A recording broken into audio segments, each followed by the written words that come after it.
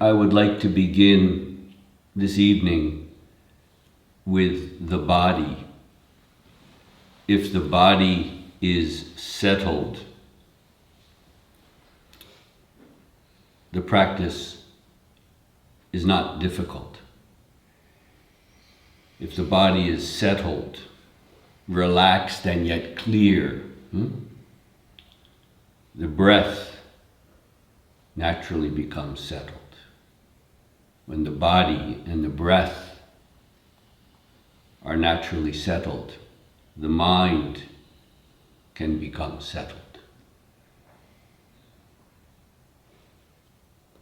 The physical posture, and not just the physical posture, but almost everything that we do during a retreat is to support us in the practice. If we are fighting against pain in our body or something, we're not practicing. We're fighting with ourselves. So the way that we hold our body in zazen is not torture. It's a way to support what we are doing. Opening up to what is in the depths of our own heart. The full lotus posture is probably the best posture to do this because it opens up the hips, it allows you to breathe well, it keeps the back naturally erect. You can remain clear, attentive, without unnecessary stress or strain. But you do need to be able to sit naturally in full lotus. It took me a long time to do it. If you can, it is well worth the effort. There are hatha yoga stretches and so on that you can do to help get your body limber, soft, supple enough so that you can sit comfortably in full lotus. Again, people were sitting like this thousands of years ago. Before the time of Gautama Buddha, they found statues. They knew what they were doing. This posture works for what we are doing. For example, if you sit with one leg up in half lotus, you tend to be a little unbalanced. Also, not so much of your leg is resting on the ground. You see, like this, my butt, my backside, and all of this space is flat on the ground. So the weight of my body is balanced.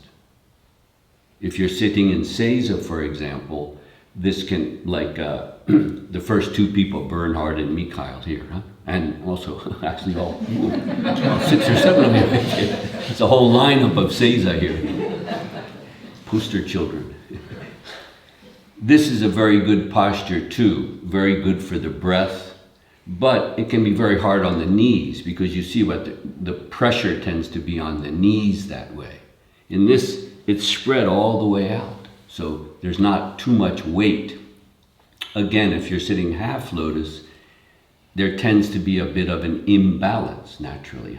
If you sit in Burmese, is anyone sitting in Burmese with both legs flat? Yeah, that works well too because the legs are flat, but I found for me that it rather hurts the knees after a while. How do you know what works for you? Do it and find out. You're not going to die if you sit in an uncomfortable position for 25 minutes, okay? But find out. Try different postures. Sometimes just adjusting the cushion behind you that much can make a great difference.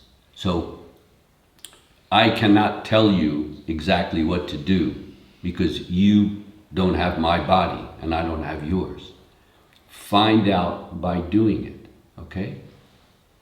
But you want to get as much of your body flat on the ground as you can.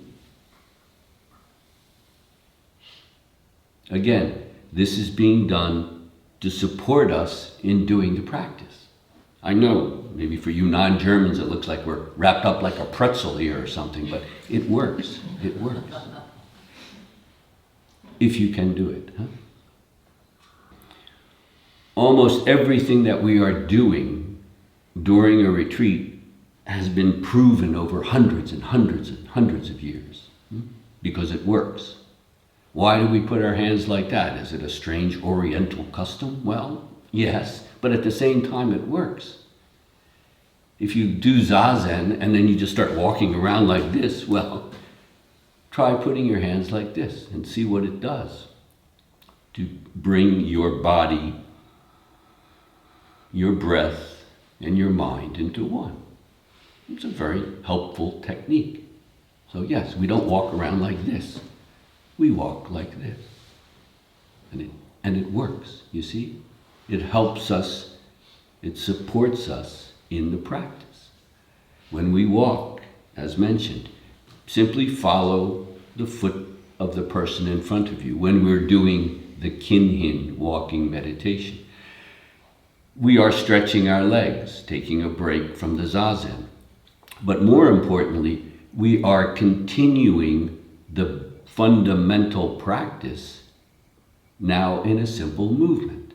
Rather than sitting still, we are carrying out that same practice in a simple movement, following the footstep of the person in front of you. It can be a very helpful support in the practice, because if you simply sit and even enter a rather deep samadhi or concentrated oneness, ding, the bell rings, you get up and it's gone. Well, it's less than worthless. Then you're just going to want to go back to some state that you lost. That's a symptom of the disease, isn't it? It's simply a symptom of the disease. It must become constant, continuous. So, the way we hold our hands, the formal posture, the half moon mudra, as it's called, like this. Yes, you see? When you're breathing properly, you're using the muscles here. So you actually have the hand, the thumb, right on the navel or the belly button. And if you're sitting in full lotus, you see, it works. Boom. So when you're breathing, you can feel at the end of the out breath that you are extending the stomach, not pulling it in. There are sports breathings where you do that. No. In zazen, at the end of the out breath, the stomach extends and you can feel it.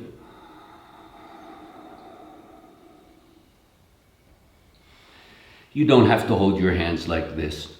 The informal way, take the right hand and then just wrap the left hand around the thumb of the right hand. And you can sit like this. If you see the monks in the monastery, this is the way they're sitting until the bell and the clapper, the official zazen, begins. Then they go like this. So this is the formal posture. But for lay people, this is fine too. If you're not sitting in full lotus, there can be a problem. Your hands tend to be too low. If you're sitting in half lotus, or if you're sitting in the Burmese. So then you may take a little cushion, for example, and just rest it so you can get your hands at the right level. Again, this is being done to support you in the practice with your body, with your breath, and with your mind. Okay? We keep the neck naturally erect. We're not bent over like this.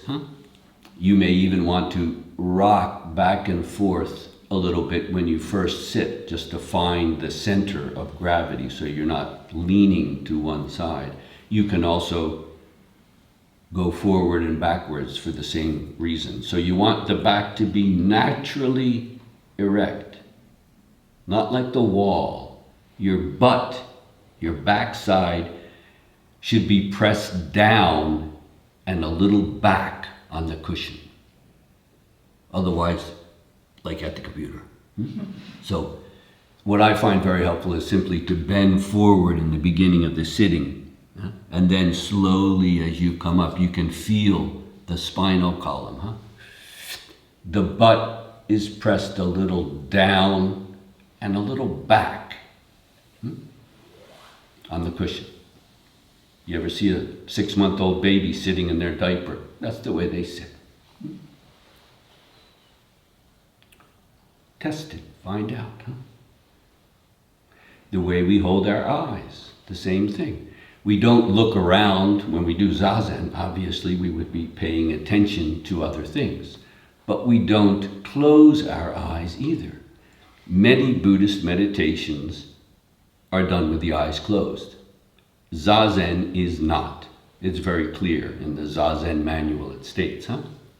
The eyes are to be held half open or half closed. Why?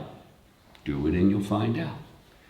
The problem is it often seems unnatural in the beginning because we're used to looking around or closing our eyes, but this half open doesn't seem natural. But do it and see.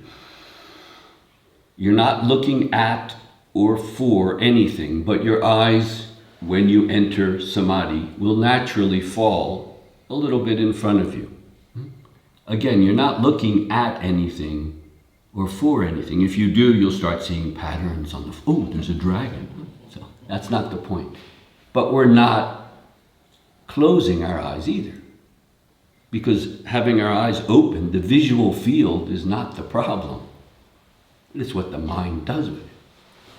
So we let our eyes fall in a way that allows us to see.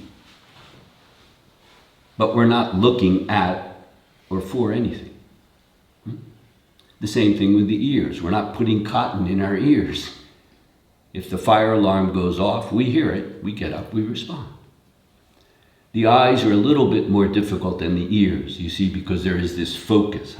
With the ears, they're open. But we don't have to listen for something. Is the bird chirping? The ears are just open. But with the eyes, there's this question of where to put them, where to hold the focus. So again, over centuries, it has been shown, just let the eyes fall halfway and look a few feet in front of you, and just let them rest there. It takes time, but you'll see it works. It works. Why do we do it that way? Why don't we just close our eyes? Well, in other Buddhist meditations they do, but in zazen, the point is to be able to maintain a sustained samadhi, concentrated oneness, that can then get up and do what needs to be done, return to the cushion without interrupting the concentration, you see. If you close your eyes, it's very difficult to do that because you enter a kind of a dream state, then ding, up, your eyes are another state. With the eyes half closed, it can be more difficult in the beginning, but once you get settled, ding, you get up, there's not a change, you see? The sitting with the eyes half closed gets up, does what needs to be done, and returns without any interruption. This is essential, especially for a retreat, so that we can maintain the practice in everything that we are doing. Eating, taking a pee, taking a rest, laying down and relaxing, yes. Gently letting it rest here. But because you're taking a nap or going to sleep, if you can, lie on your back and just gently, the focus is the same place, here. But now, gently, like a warm disc or an orb there. Gently, gently. And then you can sleep very soundly. And when you wake up, it's not like, oh, crawling out of this. No, you wake up and it's like nothing happened, but you're completely refreshed. You're awake and there wasn't even a gap in the practice, even though you fell asleep. and you're completely refreshed. This is very different from ordinary sleep, right? Crawl out of it. No, there's nothing to crawl out of. Test it. We have several days now. Test it. Again, the way we walk, the way we sit, the way we eat. Enjoy your meal, but do it mindfully. Let the practice eat and enjoy a healthy, nutritious meal. Take a walk. Can you step out of the practice? Test it. If you can, your practice is not yet mature, is it? That's what a retreat is for. And again, almost everything that we are doing is to support us in that. The way the schedule is designed. Yes, we sit a lot, but we also get up and we walk. The human body is not made to just sit still for very long periods of time. So it's balanced. We get up and we walk. But if you can continue the fundamental practice while you're moving, eating, doing things, taking a rest, it becomes constant. The way that you are. Not just something that you do for a while and then you do something else. Well, that's tiring. When it comes to be the way that you are, well, there's nothing more relaxing, even more, not just relaxed, but settled than that. That's why we can sit late into the night, early in the morning. Good zazen is definitely better than bad sleep. Find out. Again, try it and see. These are not just rules that we are making you follow because you're in this retreat. I would call them guidelines to support you in the practice.